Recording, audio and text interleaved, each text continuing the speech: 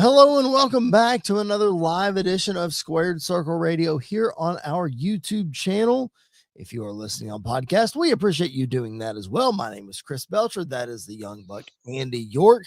This is a Sports Wire Radio Hall of Fame podcast. We appreciate Tom Bryce and the crew over there, and we appreciate all of you who are tuned in live tonight immediately after Monday Night Raw. This is what we do on Mondays. And Andy, as I was telling somebody the other day, it's WrestleMania season. It's Elimination Chamber season. I feel like you have to throw Elimination Chamber in there now, especially for what has happened the last couple of years.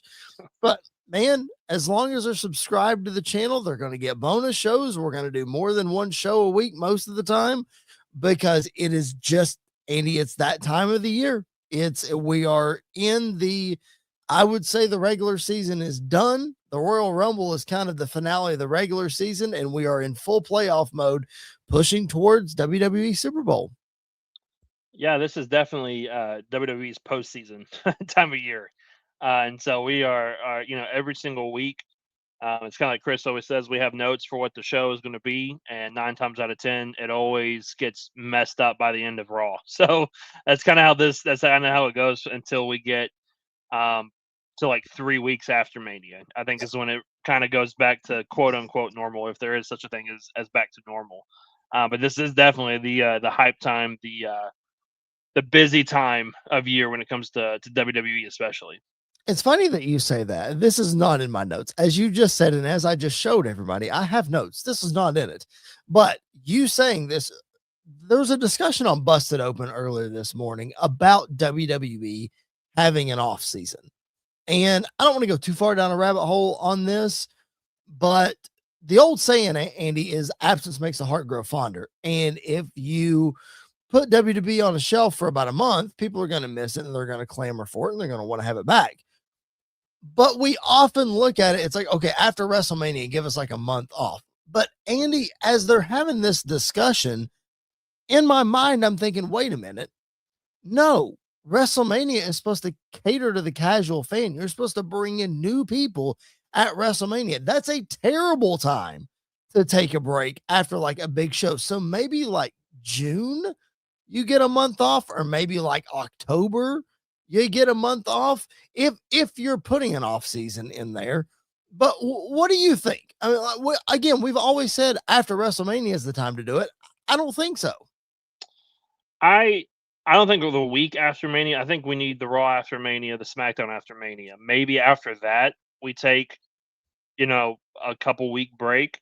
Or I think right before Money in the Bank is when we do it.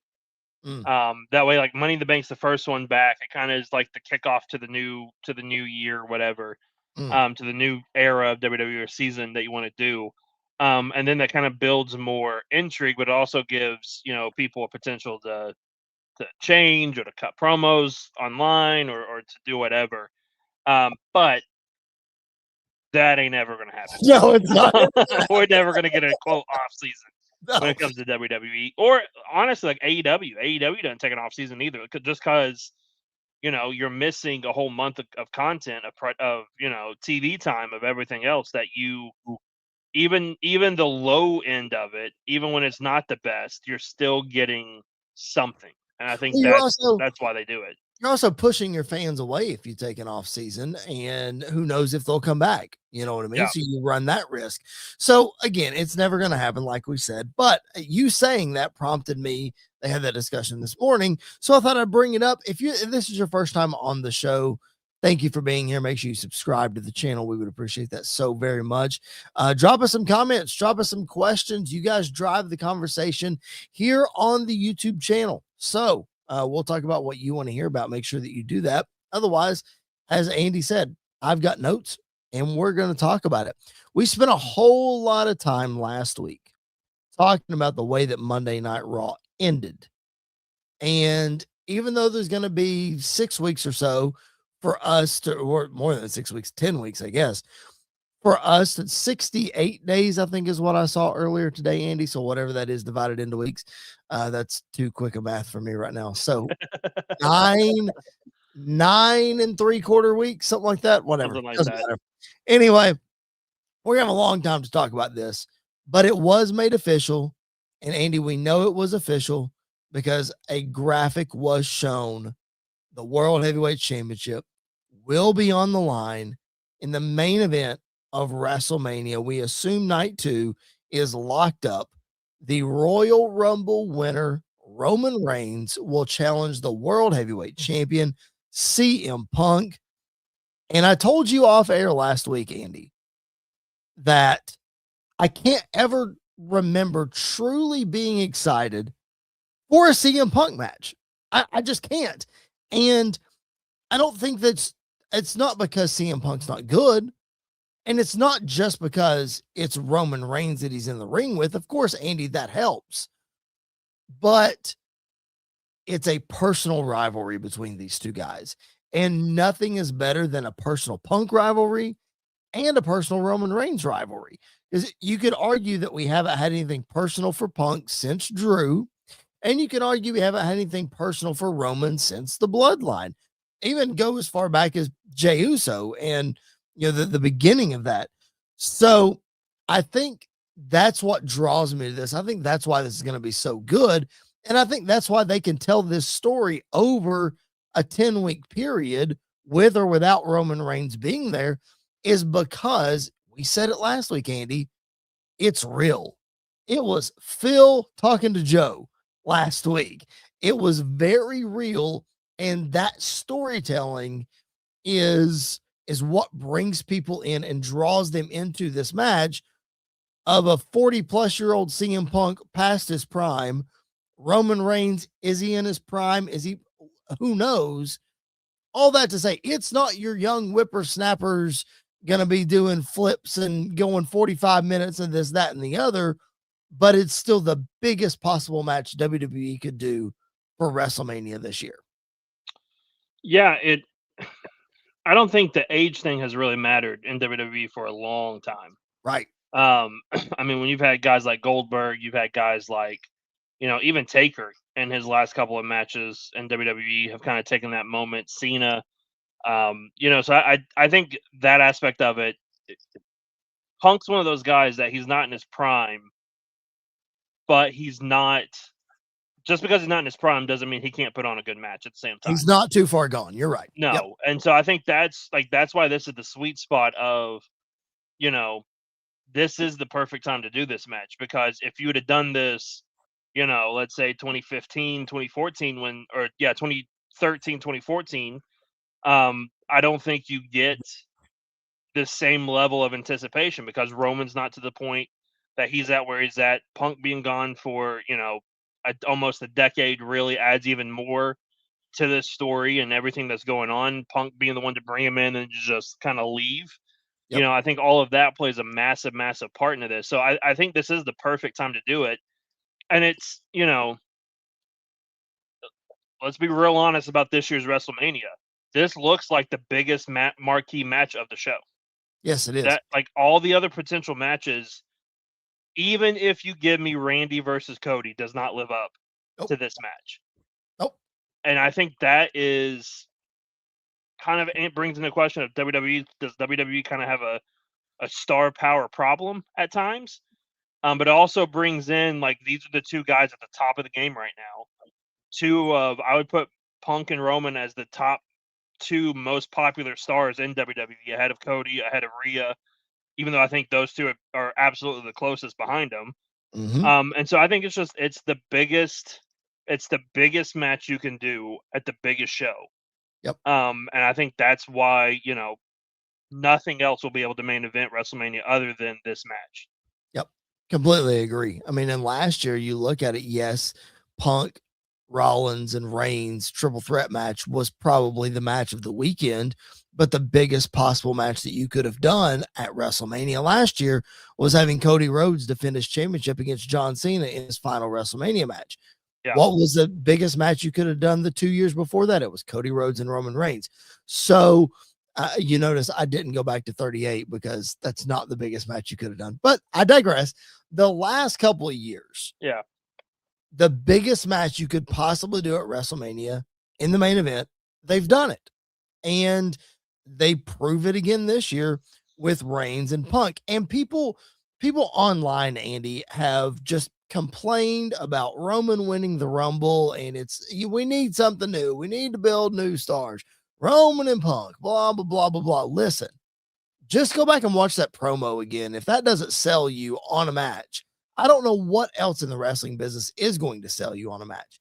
And two, Andy, this is new territory.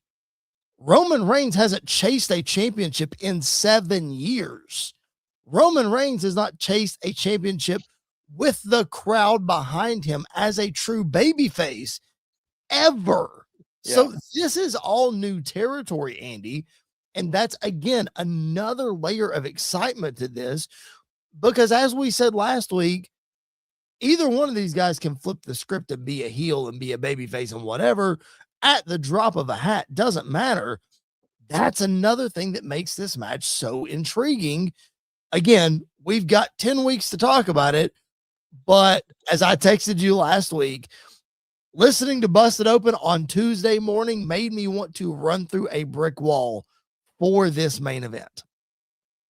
Yeah, I think it's definitely the biggest match that you can do. I think there is an argument that can be made of, did Roman need to win the Rumble to get to this point? Mhm. And I think that is an argument that I feel like we have every year when it comes to the Rumble winner, except maybe last year. Like, I think Jay was the only one that was like, "Oh, this is a first time in a long time that we've had a shock Royal Rumble winner." Yes. And so I think we could have got here by Roman winning the Chamber. I think we could have got here in a lot of different ways. But the end result is still the end result. Yes. And again, Saudi Arabia Royal Rumble is going to be one of those that we do not remember by this time next year. Like, we're going to remember, yeah, Roman won last year. that's all we're going to remember it from it. So I don't have a problem with it. I think it's fine that he won the Rumble. I think it's still, again, the biggest matchup on the biggest stage for a championship. That, let's be honest, two years ago we were talking about, this is the You're Not Roman Reigns championship. Well, now we're kind of flipping the script a little bit about it. So I think it's very intriguing. I feel one way about who's probably going to win right now, just heading into it. Mhm. But we've got 10 weeks, like we've been saying, that it'll flip flop back and forth several times between now and then. And it doesn't matter who you think. I'm not going to ask you right now. It doesn't matter who you think is going to win right now, Andy, because you can make a clear argument for the other one to win. Yeah. And you can buy it, and it makes sense for the other one to win as well. City Kitty live with us in the chat. If you are live, make sure that you drop your comments and questions. City Kitty says Roman doesn't have the bloodline behind him anymore. That's right. This is all new. This is Roman on his own. Now, do I expect Jimmy and Jay to somehow get looped into this in the next 10 weeks? Of course I do. I mean, that just makes the most sense, because again, I said this last week, the last time we saw Roman with Jay, there was some tension there. There was a little bit of, hey, this is your show and you're not taking the bull by the horns. So they have to bring that back somehow. I don't know how it's going to be yet. So I don't know exactly what they're going to do with Roman. I do know that Punk and Balor, it was announced tonight, Andy, are going to go one more round at the Elimination Chamber. Is there a world where Roman shows up and just wrecks the whole match and we just don't get a finish? Or I don't know, Andy. I mean, it's Chicago, so yes, Punk needs to be on the card. I get it. It just, Adam Pearce said it, man. I almost wish Adam Pearce wouldn't have said it. He's like, no, I don't want you to ruin the WrestleMania main event. Well, none of the rest of us do either. As Drew McIntyre said in the promo the other night, old man Phil is just one bad fall away from the end of his career. Yeah, I mean, I have no problem with this. I have no problem with it being on there. It's the Sami Zayn Roman Reigns match. Yes. All over again. I think it's going to be great. I think they're going to make you believe that there's a chance Finn will win.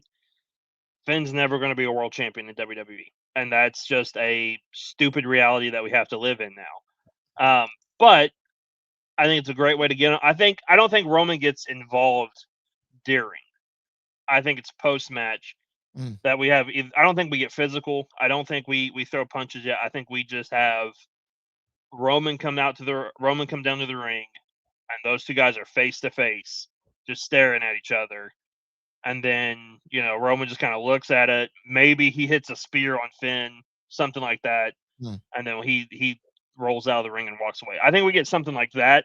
But I think it's still way too early for these guys to get into a brawl just yet. Right. Especially, WWE, I saw online today, essentially confirmed Roman's schedule for, from now until WrestleMania, and his next appearance is scheduled for the Raw after Chamber, and he's on every Raw after that, except with the exception of like one, maybe two, that he's not going to be scheduled for. So we're getting full-time Roman Reigns from Chamber till WrestleMania. So I think you're right, Andy. If he's going to be there that many times, there's no need to get physical at the Elimination Chamber, because then what do you do? Maybe they don't even touch until WrestleMania. Who knows? I don't see that happening because of how much these two guys hate each other, but we'll have to see. I don't know. Andy, CM Punk's wife returned to TV tonight. And it was the wildest, just most random. She shows up in the superstar intros. It's like, what is AJ Lee doing here? And then Becky Lynch essentially calls her out. She comes to the ring. She coaxes Becky into an Intercontinental Championship match, I guess, at the Elimination Chamber in Chicago. But Andy, this was not on my bingo card for Monday Night Raw tonight. Yeah, it was the most it's probably one of the top two most nonchalant returns that they've ever done. Because I think this one's up there. Johnny Gargano. That's what I was going to say, and Johnny. Like, I think those are the top two of like, oh yeah, they're back. Okay, cool. Like, all right, cool. It's kind of like the Punk situation. Yeah, you kind of need AJ Lee on the Chicago card. I wish we were getting a contract signed between the two of them for Mania. Yes. At the Chamber. Yes. My fear is that this is the only one-on-one we get. Mm-hmm. And the match we get at Mania is Becky and Natty versus AJ and Maxine. See, I would have flipped it. Do it the other way. That's what I would do. I would have the tag match at Chamber and then the title match at Mania. Maybe I'm wrong. Maybe, Natty gets involved some way, somehow, and I don't know how you get out of it. But I don't. Here's how you get out of it. Michael Cole's the only one that said this match was happening at Chamber. Becky said Chamber. AJ did not say Chamber. Yeah. She alluded to it had to be special. It needed to be something like that, but she never agreed. Becky just dropped the mic.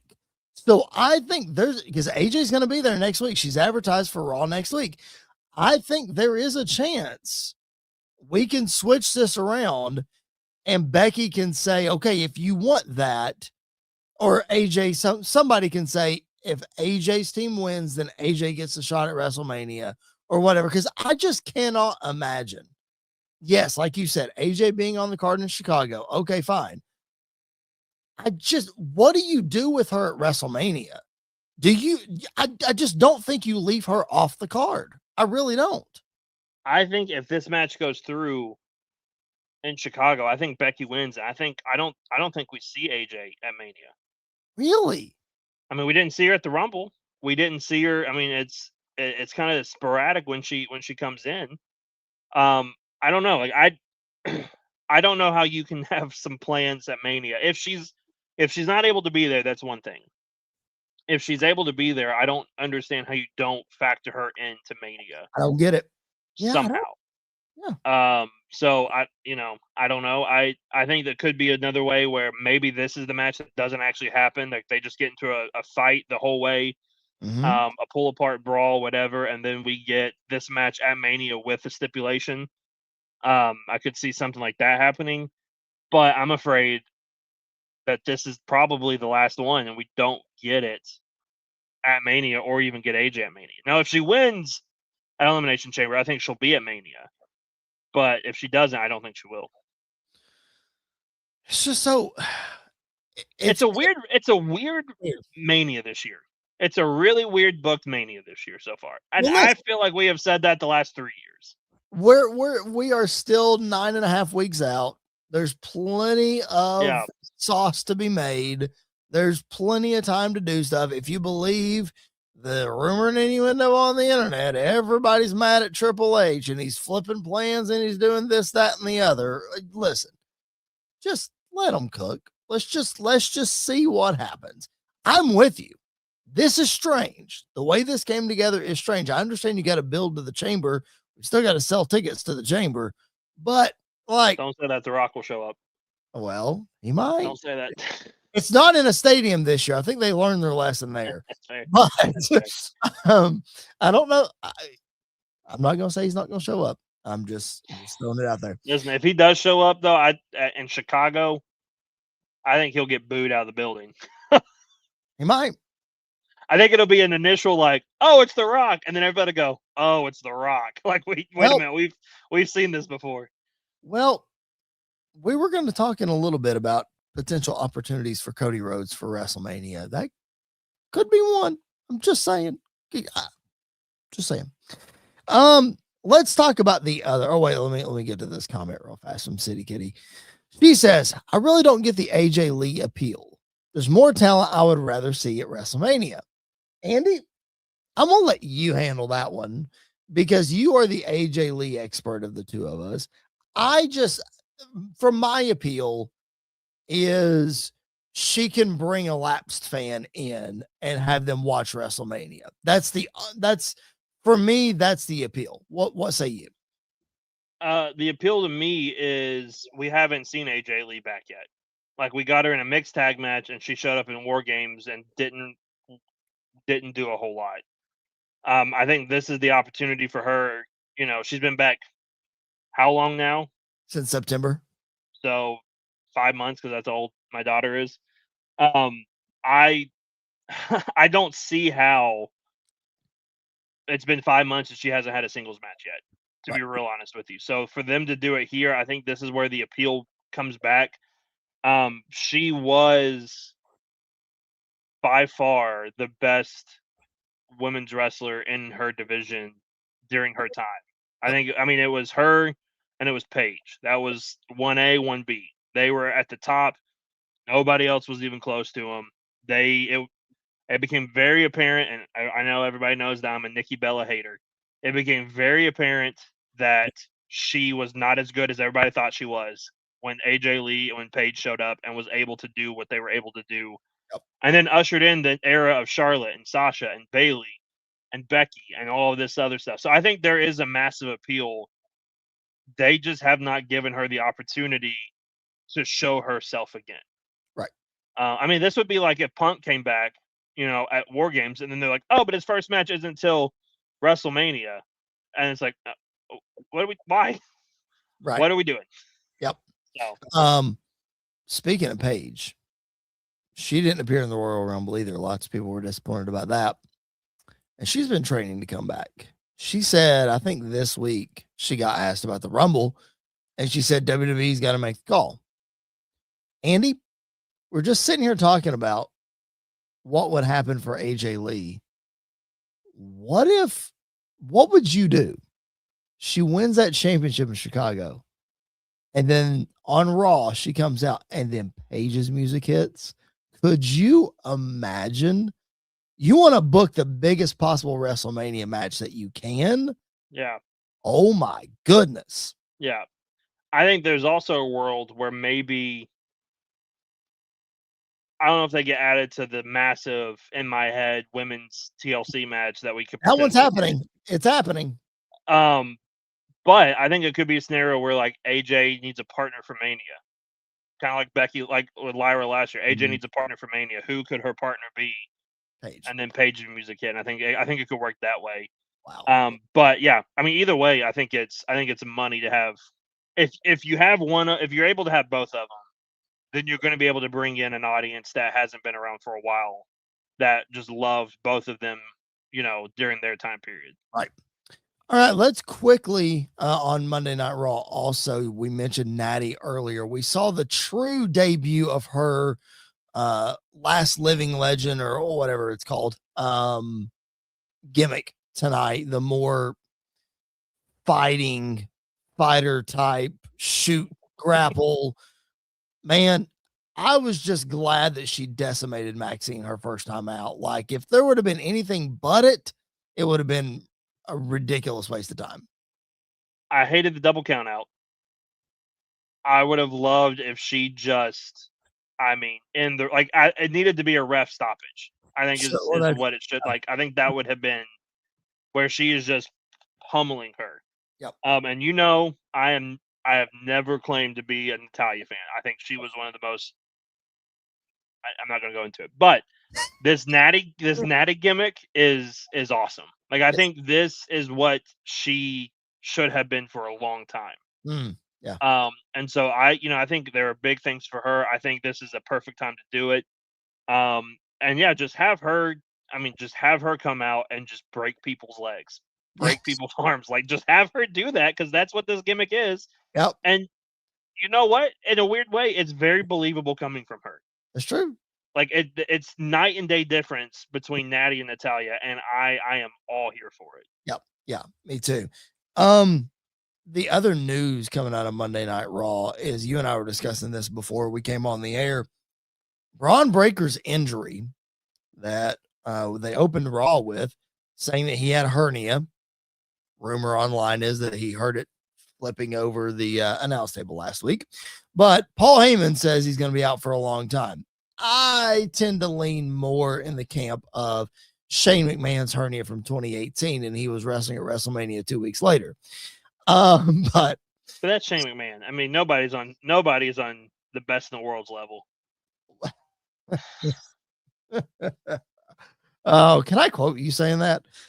He won the tournament. He won that stupid tournament in Saudi Arabia that made him best in the world or whatever it was. Win the best in the world tournament. That is true.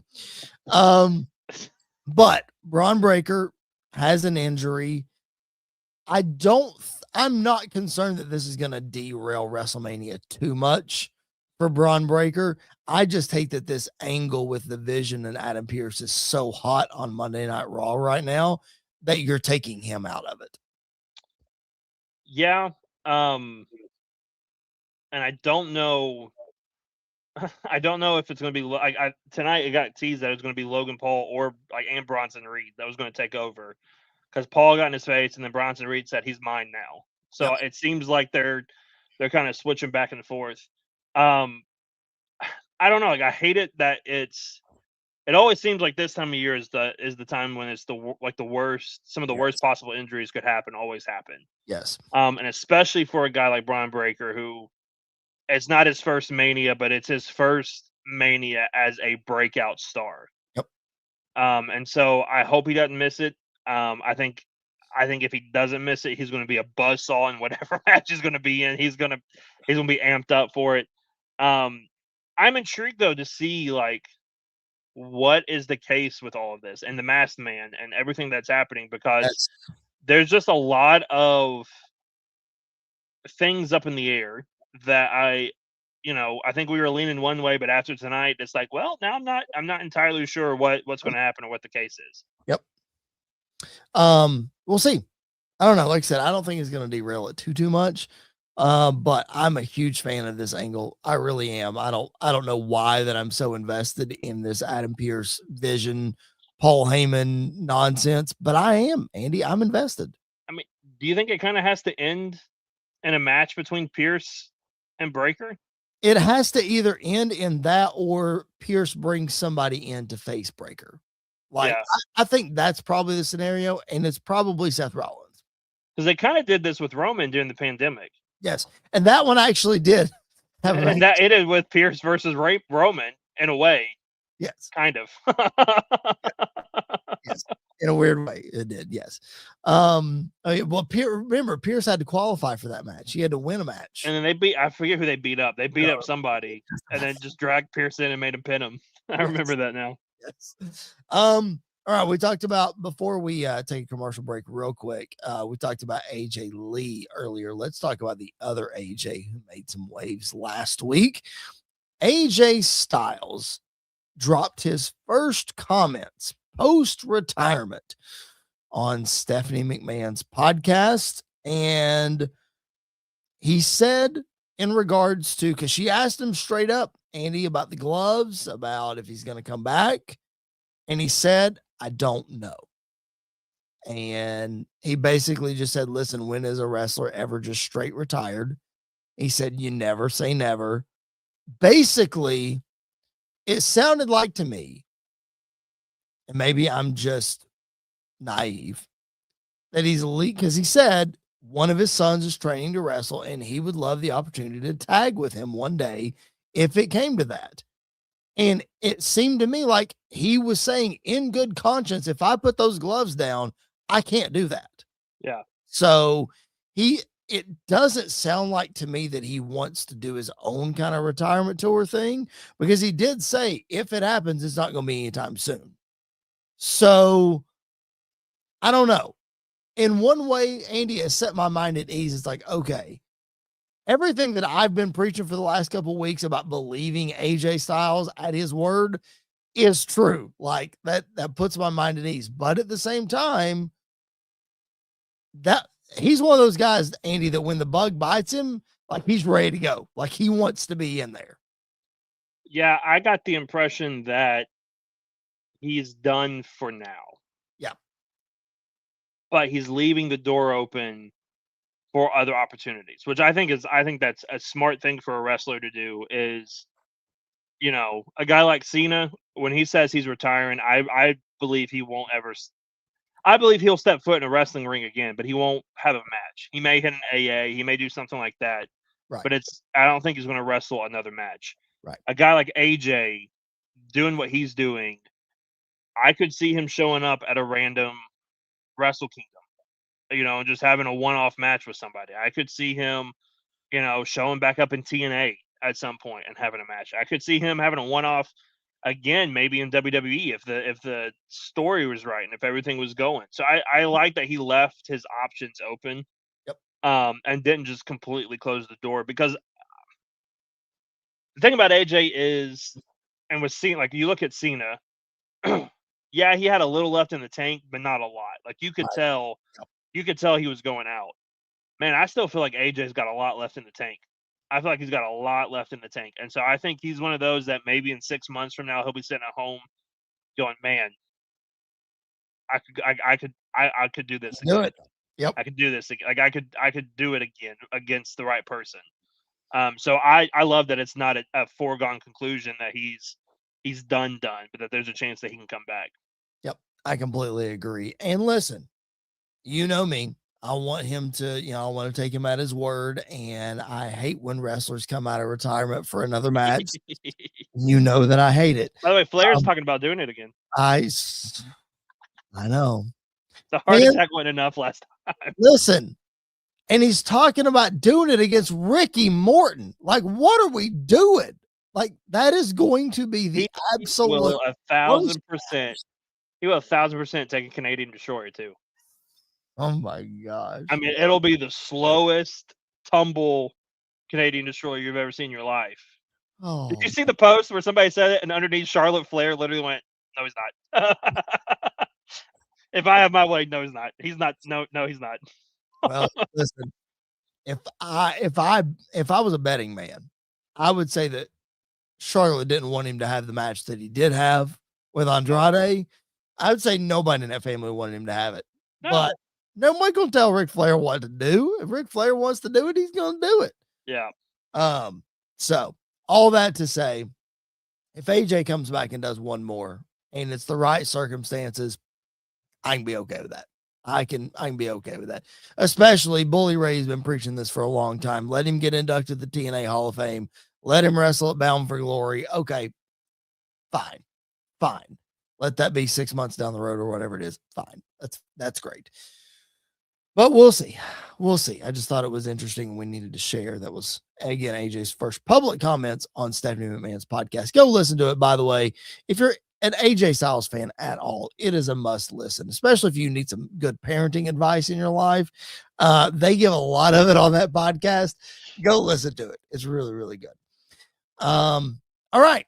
Let's take a short commercial break, a little pause for the cause, and tell you about our friends over at Sports Wire Radio. And let's hear from the Reverend Tom Bryce. Looking for all the latest happenings in the world of sports and wrestling? Well, you're in luck because Sports Wire Radio has you covered 24 hours a day, 7 days a week, and 365 days a year. With great shows in the world of sports, such as the Pinstripe Chronicles, hosted by Uncle Tats, Donald Stewart, and Rob Barrows. New York Baseball Talk with Chris Bazaya and Rob Maraska. The Liftoff Jets, also hosted by Chris Bazaya and Sharman Phillip. Neil Villapiano and the Devil's State of Mind. Randy Dillon's Hockey Fan Chat. In the world of wrestling, Sports Wire Radio has you covered with Squared Circle Radio, featuring Chris Belcher, Andy York, and Jared Justice. Those sit-down marks with DB, Primo, AJ, and Michael. A work in progress, featuring the Mayor of Canton, Piles, and Glenn Abbott. You can catch all of these great shows and more anytime, anywhere, and any place via the Listen Live button on sportswireradio.org, and you can also catch Sports Wire Radio anytime on YouTube at Sports Wire Radio 6579 to catch all the latest happenings in the world of wrestling. Sports Wire Radio has you covered. It's all sports matters and all wrestling matters here on Sports Wire Radio. I am your host, the owner of Sports Wire Radio, the #1 global radio station, the owner of the Promo Wrestling Federation, and one of the owners of the Pride Wrestling Federation. Your voice, figuratively and literally, where all wrestling matters, the Reverend Tom Bryce. All right. Thank you to the Reverend Tom Bryce for not only inducting us into the Sports Wire Radio Hall of Fame, but all you do for Squared Circle Radio and playing our shows and all the things. We appreciate you guys so very much. If you are listening on Sports Wire Radio, please make sure that you keep it locked in right here so that you can catch some more of that great content that Tom was telling you about. And if you're not a listener of Sports Wire Radio, go check it out. You'll be glad that you did. This is Squared Circle Radio, though. That's the Young Mike Andy York. My name is Chris Belcher. Thank you so much for being with us. Whether it's on our YouTube channel or listening on podcast, we just appreciate your support so very much. If you are live with us on our YouTube channel, drop your comments and questions in the chat. We would appreciate that interaction so very much as we truck along in the world of WWE, because Andy, we have been at this now for 38 minutes or so, and we haven't even talked about what the thumbnail of the podcast is. I feel like that's poor planning on my part, but here we are.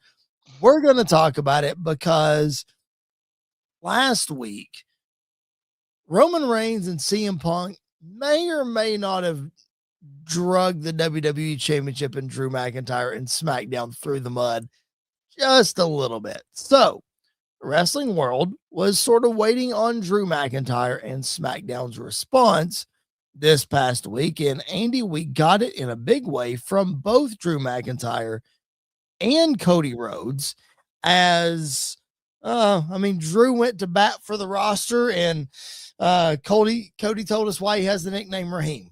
All of the things, Andy, to try to catch up, for lack of a better term, to this WrestleMania Night 2 main event, and insert Jacob Fatu, who also attacked Drew McIntyre on Friday. This has to be where we're going, right? Like, they would not be continuing to throw this triple threat at us if that's not what we were getting, right? I thought so until I saw the graphic tonight that Cody and Jacob both are in the same qualifier match for the Elimination Chamber. We're getting there. Yes. City Kitty in the chat. Dusty's kid was on full display on SmackDown. Yes, he was. Yes, he was. Yes, he was. First of all, I was shocked that he said that, and then I died laughing after I saw it. That was wild. Cody's promo his fired up promo is always great. Yes. Drew's fired up promo is always top notch too. And then you just have Jacob, who just came out there, beat him up, and danced all around the ring, which I love that as well. So I think this has to be where we're heading. Yep. Part of me, I think going back to our talk earlier about Roman and the Rumble, I think it would have been a lot easier to get to this point as if you had Jacob win the Rumble. Yes. And then you had Jacob win the Rumble, go after Drew. Cody gets involved still. And then Jacob said, add him too. Like, I want both of them in the same match. Let's do this. I think that would have. Or you have Cody win the chamber. Have Jacob win the Rumble, Cody win the chamber, and say we both want Drew. Yeah, I think Roman can just declare because he's Roman. So I think I think you could absolutely have done something like that. But I feel like it's going to end at least in a triple threat, maybe a fatal 4-way. Yes. I think there's a chance Randy could be in there. Mm-hmm. I think Randy more than likely might be facing Trick Williams at WrestleMania, which I think is also a great matchup for that as well. But I do think we are heading to at least the combination of Cody versus Drew versus Jacob at Mania. I definitely, there was the narrative out there that was like, well, is Drew even going to keep the title until WrestleMania? And I definitely think he is. Yeah. I think here's the way that I see this thing playing out. I think they're positioning Cody in the same spot Rhea Ripley was in last year heading to WrestleMania, trying to get the people behind him to get him shoved into the match, because I don't know that Jacob wins the chamber. I don't know how you get around it. I don't think Cody wins next week. I think somehow Cody loses the qualifying match. He's not even in the chamber. You put Jacob in there instead, because I think it's easier, like I said, to get Cody into the match versus getting Jacob into the match. Because if you flip the roles and you put Jacob in that spot of trying to get the fans to rally him into it, well, then what's that say about Cody? Like, I feel like you can't do that to Cody. Cody's got to be the guy that the people will into the match. So, I mean, I guess in that scenario, Jacob does win the chamber. Maybe there's a way where Jacob wins next week. The following week, there's some interaction with Jacob and Cody, and then Cody gets involved in the chamber itself. Maybe Drew's out there trying to cost Jacob in the chamber, and Cody gets involved, and something, some way to get there. There's possibilities, but I do not think Cody wins the qualifying match next week.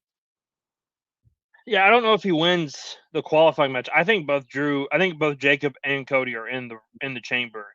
And I think we get almost a repeat of the Rumble of where Drew comes in, because they're the final two.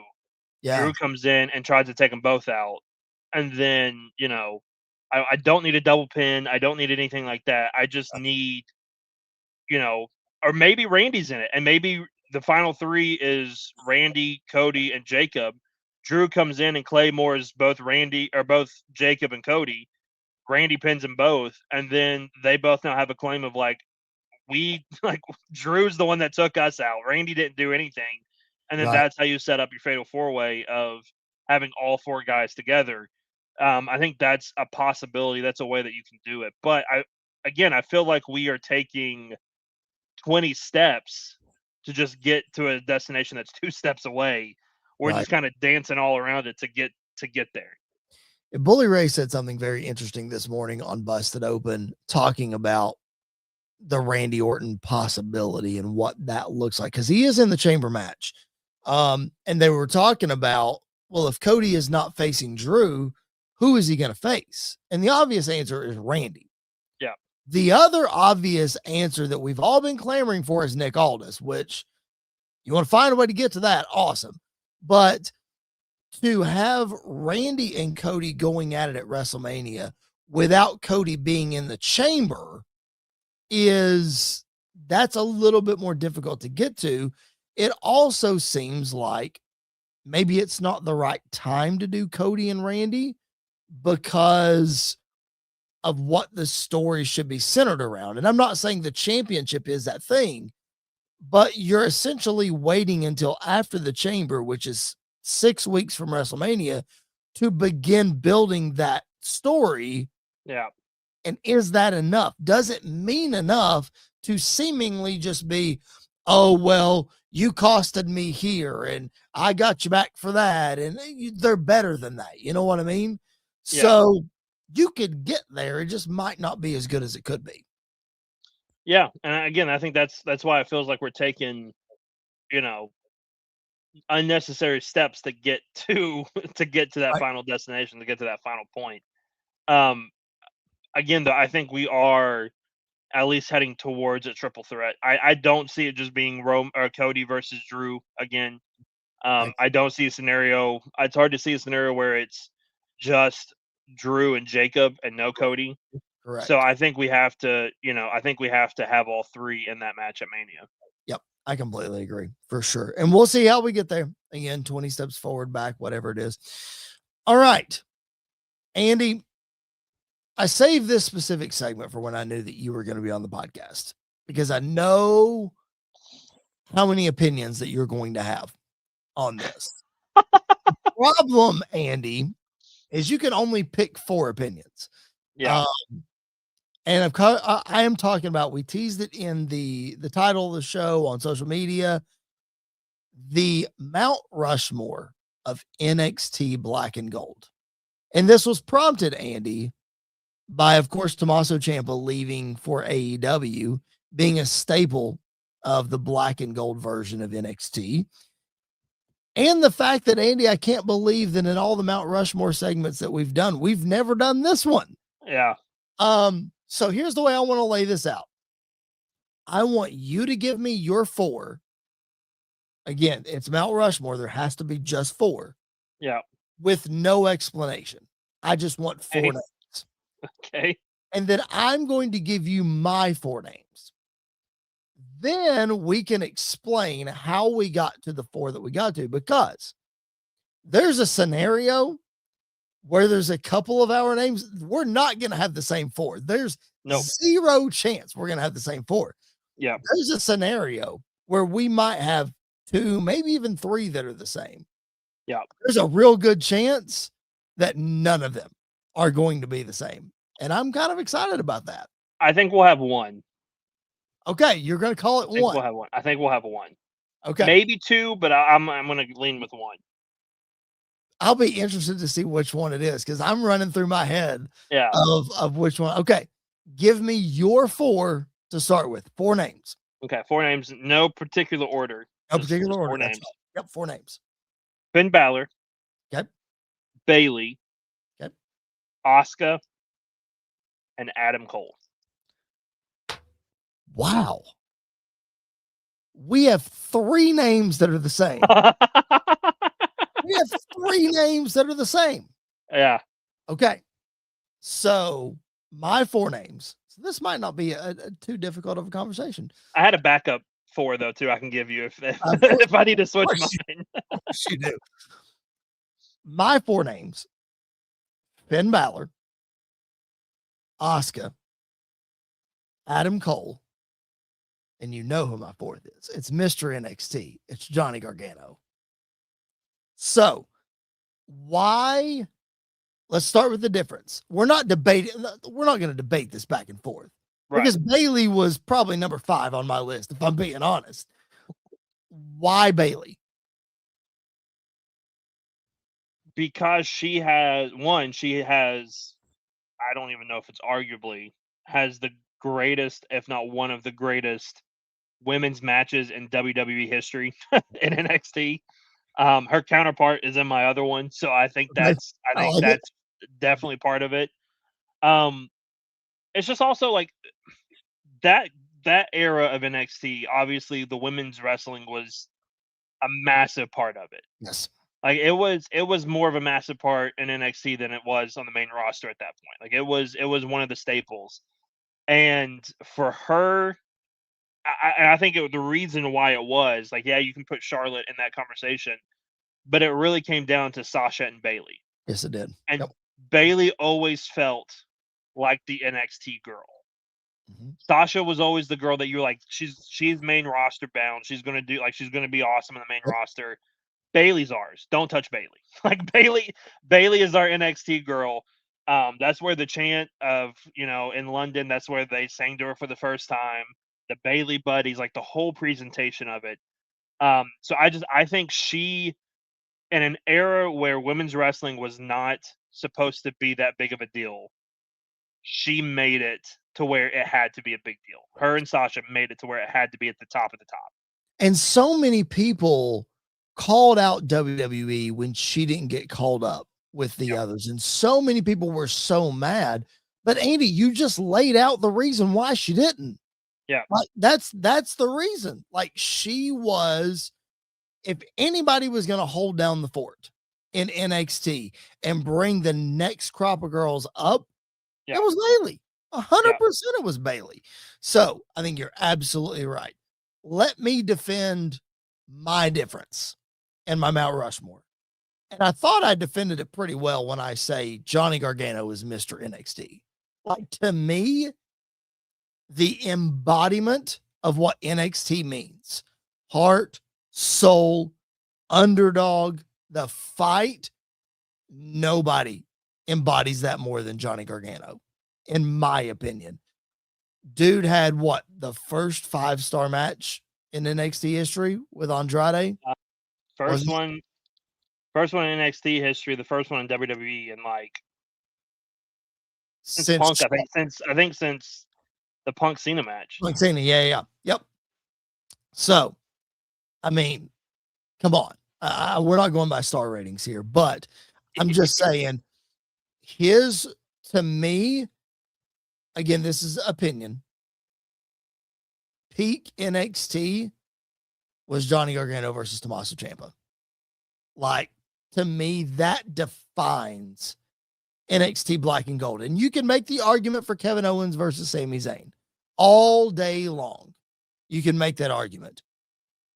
But that's what established NXT. Ciampa Gargano, I feel like it was this huge dichotomy of the rebel heart, the white meat baby face, the underdog, versus this dastardly psychotic heel that we had never seen in that era of wrestling. I guess there wasn't anybody on the main roster that was doing what Tommaso Ciampa was doing as a heel in NXT, and it was believable. And you had Johnny on the other side as the foil. I don't know, man. I just feel like, again, he just embodies everything that NXT Black and Gold was. You could make the same argument for Finn Balor, who is probably, Andy, the greatest NXT champion of all time. Yeah, I mean, he's definitely the men's greatest. I think the greatest NXT champion of any of them is Asuka. Like, Asuka's the greatest. I think Asuka's the greatest wrestler to ever walk through NXT. There's a reason that we don't have to sit here and defend Asuka being on our Mount Rushmore. Yeah. Like, the body of work just speaks for itself. When you sent this to me that we were doing this, 2 names instantly went up, and it was Finn and it was Asuka. Like, they were the first 2. That was like, I can't move these 2. Nope. These 2 have to be on this list. And Finn was the first. I guess he would have been at least one of the first, if not the first, to go from not just independent wrestling, but like the leader of the Bullet Club left to go here to be a part of the developmental brand to make it what it was. Would you say that he was the first like international star to come to NXT, with the exception of, who was the guy? You had Neville, who was Pac. I mean, you had Pac, who was in there. Hideo Itami. You had Hideo Itami. But he was always hurt. I mean, he was always hurt. Yeah, I know. But I guess he would be like the first, like, big time. Like, Pac was always there. Pac was champion at one point. All of that, true, but not to the extent of what Finn became. Right.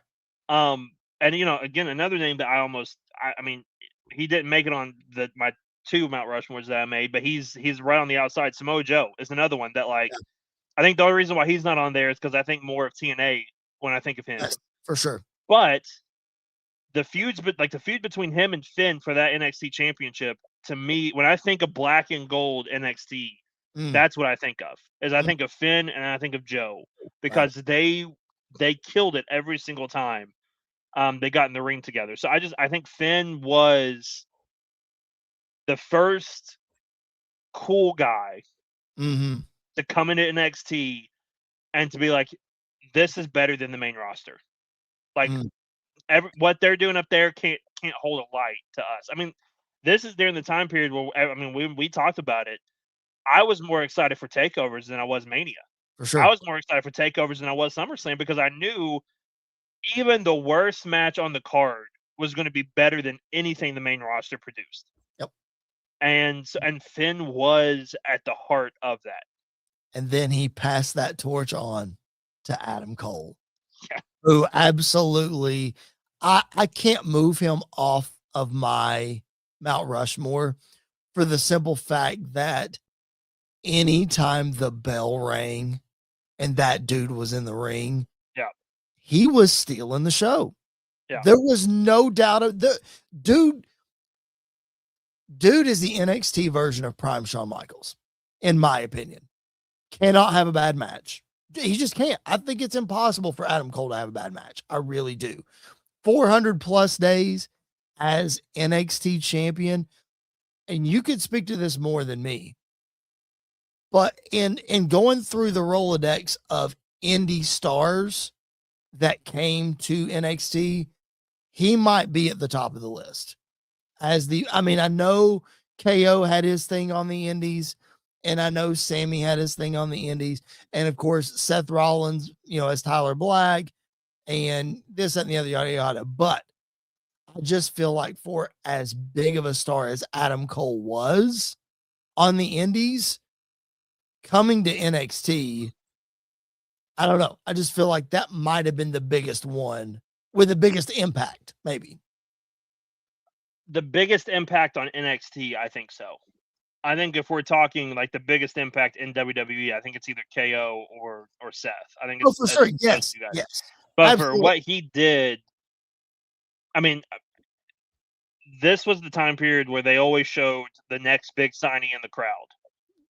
Right, like they showed Drew in the crowd. They would show Asuka in the crowd. They would show Bobby Roode in the crowd. Like they showed everybody in the crowd.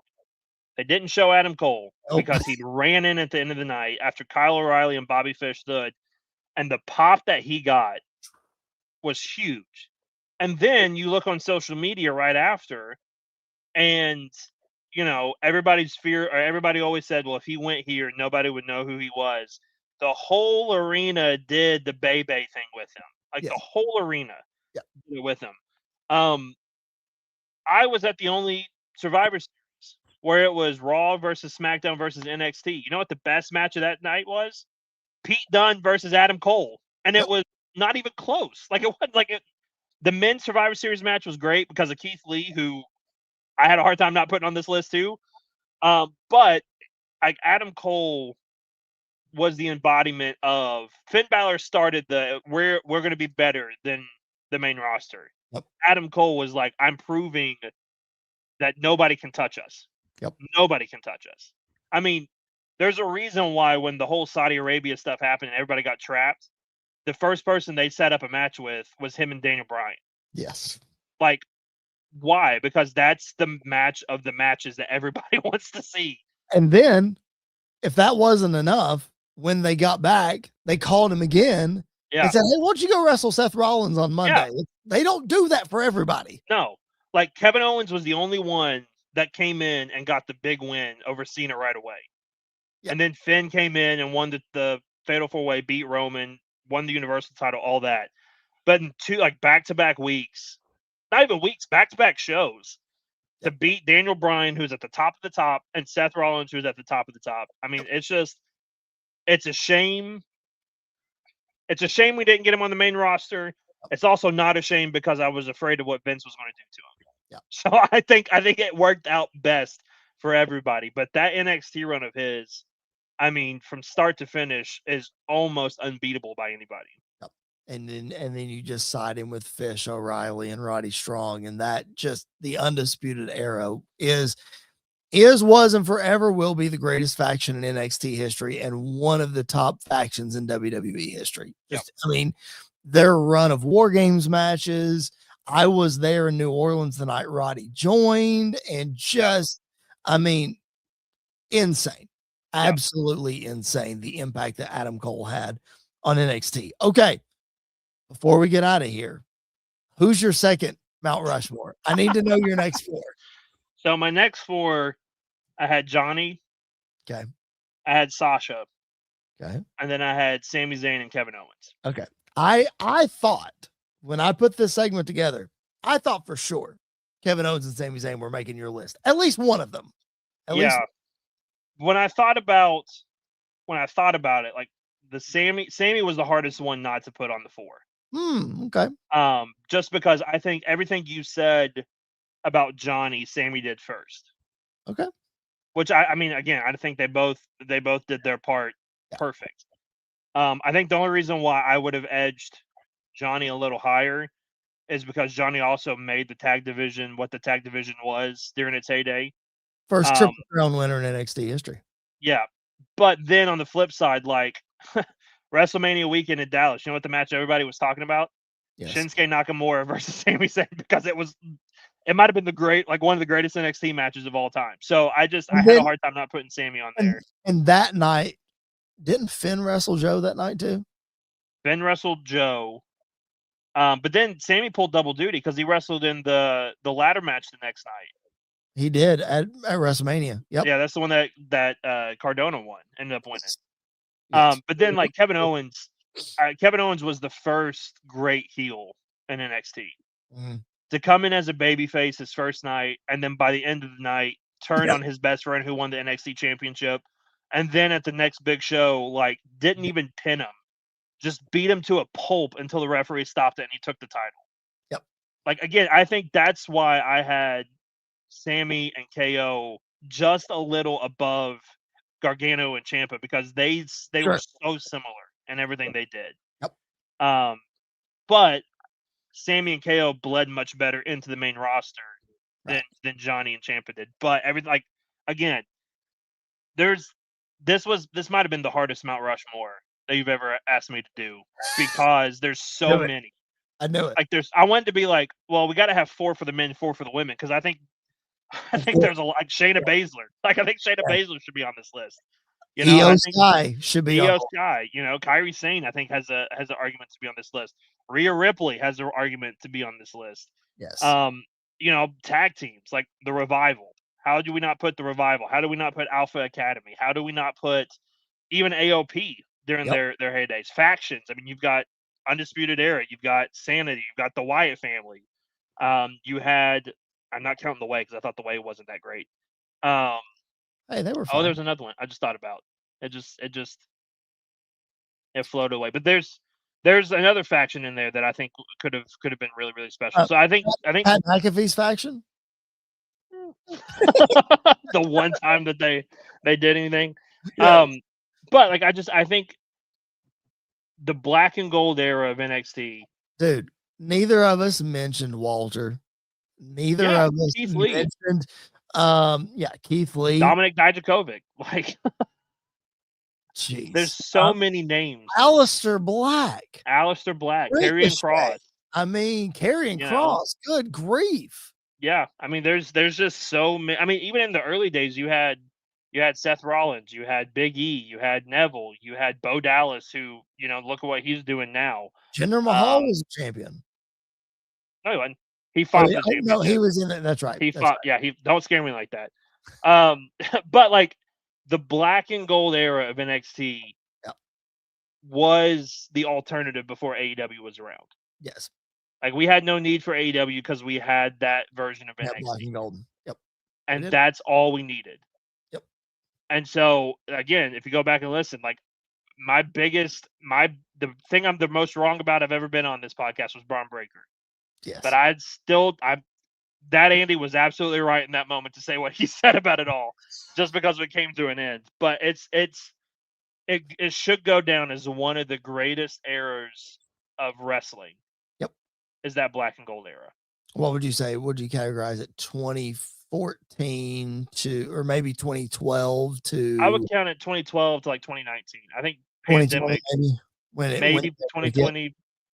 But when we started doing the cinematic stuff is when I think everybody was like, let's kind of lost a little bit. I won't make the comment I was about to make. Okay, I'll give you 2019. It's fine. Yeah, I'd say late 2019, maybe early 2020. But I would say that's like the peak prime version of it. You know what I'm going to do as soon as we finish this podcast? I'm going to go watch some NXT because I am fired up. And you know what match I'm going to watch, Andy? The one that I was in attendance for in 2019. 2 out of 3 falls, Adam Cole and Johnny Gargano take over New York. That's the one I'm going to go find. And if it's not on Netflix, I might lose my mind. I'm going to go watch it as soon as we wrap up right here. Thank you guys for being tuned in live with us or watching the replay or listening on podcast. We appreciate it so much. It's a loaded week in wrestling. It's going to continue to be loaded weeks in wrestling. So much to talk about. Andy, anything else that we missed or that you want to add before we sign off? A shout out to Big E. I saw on his Twitter or X a couple days ago that he didn't just outright say it, but you could just get from what he said that he's basically retired from professional wrestling, which couldn't have happened at a worse time in his career. Kofi started it with Kofi Mania, but the run that Big E went on when he won the WWE Championship and was in there with Brock and Bobby and all that, an absolute beast. Maybe one of the most entertaining guys to ever step foot in a wrestling ring, if not the most entertaining. Yeah, he inside the ring and outside the ring. The stuff he did on TV was great. The New Day podcast, I don't know if you've ever seen it, when he talks about big sweaty, big meaty men slapping meat, like that's peak Big E stuff. So I hated that it came to an end like it did. I'm glad he's still doing stuff and is able to still be a part of it. But we're always going to be thinking about what could have been with Big E. So I hate that it happened like that. For sure. But I love that WWE is finding ways to utilize him. I hope they continue to do that. I hope they expand his role in some way. I don't know what that exactly looks like. He would be an awesome GM. Yeah, he would. Yeah. He would be an awesome GM. NXT on main roster, he would be awesome. Yeah, I agree. That would be a whole lot of fun, man. Yep. Shout out to Big E. And again, just hope he's still on our TV for a long, long time. All right, man. Another great week of wrestling. It's Monday. It's early in the week, but 2 great shows on SmackDown and on Raw as we march closer to WrestleMania. We're going to be right here for you on Squared Circle Radio. Again, if you're listening on podcast, thank you for doing that. If you're watching us on YouTube, thank you for doing that as well. We just ask that you subscribe, whatever platform that you are checking us out on. All right, for Mr. Andy York, my name is Chris Belcher. Thank you for joining us for another edition of Squared Circle Radio. We will catch you guys down the road.